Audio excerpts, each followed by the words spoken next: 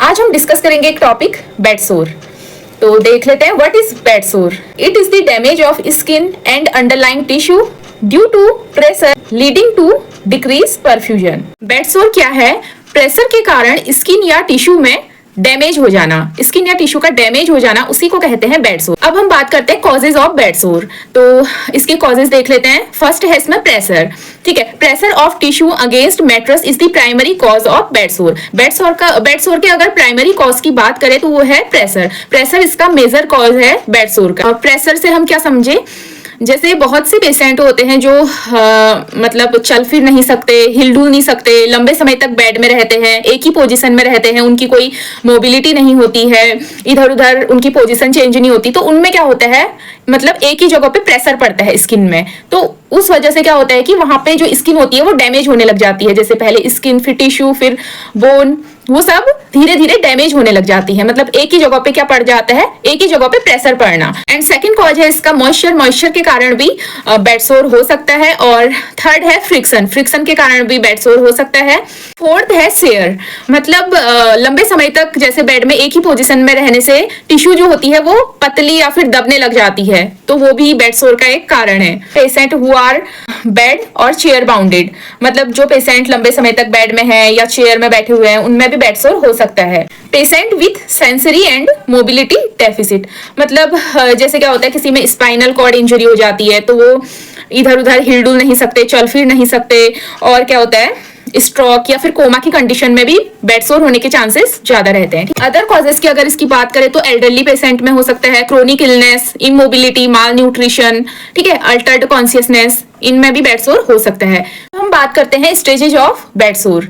तो इसमें first stage में क्या होता है, फर्स्ट स्टेज में जो स्किन की हमारी सबसे ऊपर वाली लेयर होती है एपिडर्मिस लेयर, उसमें रेडनेस हो जाती है और इंटैक्ट होता है, मतलब सख्त हो जाता है, वो पेन होता है, फर्म हो सकता है, सॉफ्ट होता है और वार्मर हो सकता है। फर्स्ट स्टेज में क्या होगा, स्किन की एपिडर्मिस लेयर में रेडनेस हो जाएगी और पेन भी होगा। ठीक है, ये था हमारा फर्स्ट स्टेज। अब हम बात करते हैं सेकेंड स्टेज की।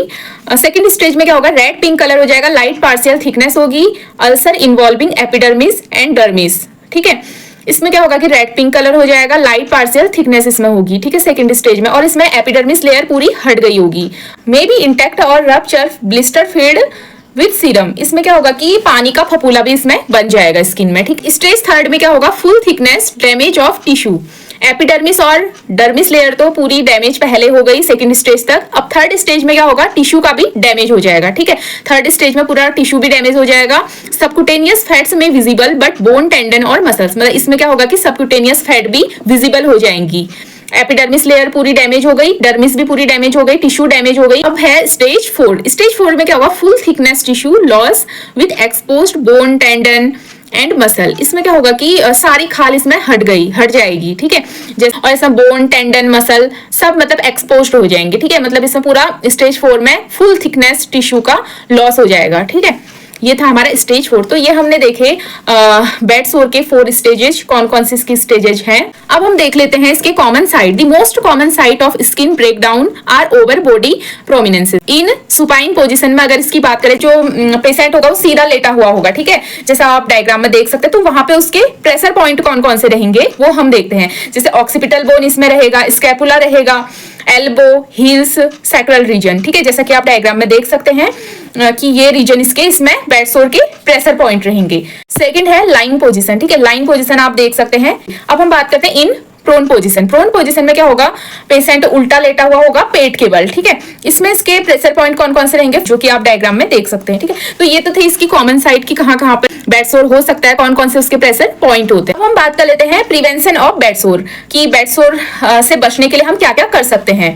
Prevent the initial skin damage that promotes ulceration, मतलब जो हमारा स्किन डैमेज है उसको बढ़ने नहीं देना है। ठीक है, क्योंकि वही हमारा क्या है, बेड सोर का कारण है। Use specialised mattress like air mattress, water mattress और बेड्स विद पॉलीस्टाइरीन बेड, मतलब जो पेशेंट लंबे समय तक बेड रेस्ट पे हैं उनमें क्या करना है, वाटर मैट्रेस और एयर मैट्रेस यूज करना। बेड सोर में never apply oil, use powder, मतलब बेड सोर पे ऑयल अप्लाई नहीं करना है, उस पे हम पाउडर यूज कर सकते हैं बेड सोर में। यूज बेड क्रेडल का यूज कर सकते हैं। Back care 2 hourly, back is washed with soap और warm water, dried and massaged with pouch. जो भी पेशेंट है उसको क्या करना है, हर 2 घंटे बाद उसमें पोजीशन चेंज करनी है, उसकी पोजीशन चेंज करनी है और उसको बैक केयर देनी है और उसके बैक को सोप और वार्म वाटर से क्लीन करना है, देन उसको ड्राई करना है और मसाज करना है एंड पाउडर अप्लाई करना है। ठीक है, ये है हमारा बेड सोर का prevention. Avoid moistening and excess alcohol for back rub because it dried the skin and cause tissue damage. कभी भी मतलब जो बेड सोर जिनमें हुआ है उनमें अप्लाई डिटॉल या फिर सेवलॉन यूज नहीं करना है, क्योंकि वो क्या करता है, वो टिश्यू को डैमेज कर सकता है। ठीक है, उनमें कभी भी अल्कोहल वाली चीजें यूज नहीं करनी है, जैसे डिटॉल या सेवलॉन हो गया। Use dry and wrinkle free bed और बेडशीट। हमेशा क्या करना है, सूखी हुई चादर पेशेंट के लिए बिछानी है। Provide range of motion exercise. Patient को थोड़ा बहुत एक्सरसाइज भी करानी है, जैसे हाँ हाथ पांव रेंज ऑफ मोशन वाली, जैसे हाथ पांव थोड़ा ऐसे ऐसे उनके कर सकते हैं, हाथों को इस टाइप से या पाँव को भी, तो रेंज ऑफ मोशन वाली एक्सरसाइज उनको करानी है, जिससे कि मतलब उनकी बॉडी पे एक ही प्रेशर ना पड़े, ताकि उनकी बॉडी थोड़ा बहुत मूवमेंट करे, तो उनको एक्सरसाइज करानी है। Avoid elevating the head of bed higher than 30 degree. Provide high protein meals with added vitamin C to promote healing.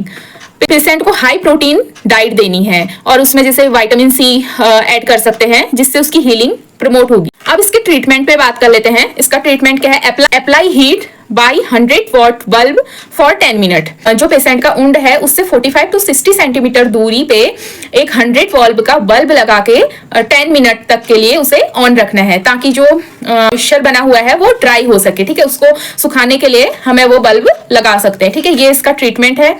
उंड को क्लीन करने के लिए नॉर्मल सलाइन और H2O2 का यूज कर सकते हैं। Instillation of few drop of insulin of wound. क्या करना है कि जो पेशेंट का उंड है, जहाँ पे बेड सोर हुआ है, वहां पे इंसुलिन की कुछ ड्रॉप लेनी है, उन्हें वहां पे छिड़कना है। ठीक है, उस जगह पे उसे छिड़कना। Water proof ointment during dressing like zinc oxide. क्या करना है, वाटर प्रूफ ऑइंटमेंट यूज करना है, जैसे जिंक ऑक्साइड। तो thank you for watching my video. अगर आपको मेरी ये वीडियो पसंद आई तो लाइक शेयर कमेंट और सब्सक्राइब जरूर कीजिए।